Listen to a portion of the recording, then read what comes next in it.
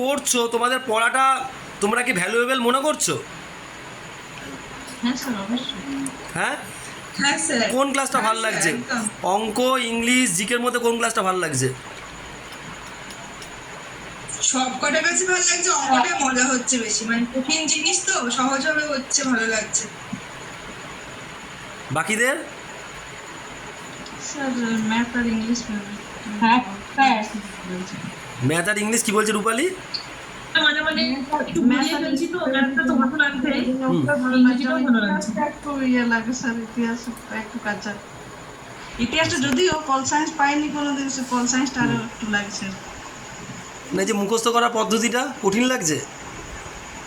না ওটা ঠিক লাগছে, ঠিক লাগছে? এখন ঠিক হয়ে যাচ্ছে, জল হয়ে যাচ্ছে। এই মুখস্থ করার পদ্ধতিটা আমাদের তো বলেনি। হ্যাঁ, মুখস্থ করার পদ্ধতিটা না না, মুখস্থ করার পদ্ধতি এখনো শেখায়নি, বলছি যে পড়া দিয়ে মুখস্থ করে নেওয়া হচ্ছে যেটা।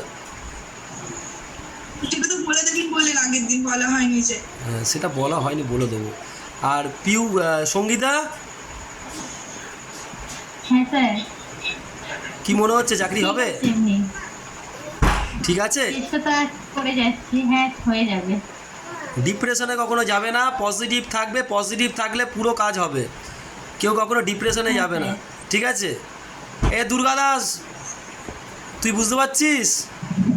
স্যার, হ্যাঁ, স্যার বুঝতে পারছি, আমার এখানে নেটের একটু অসুবিধা হচ্ছে। এটার একটু অসুবিধা হচ্ছে। আর কৃষ্ণশ্রী?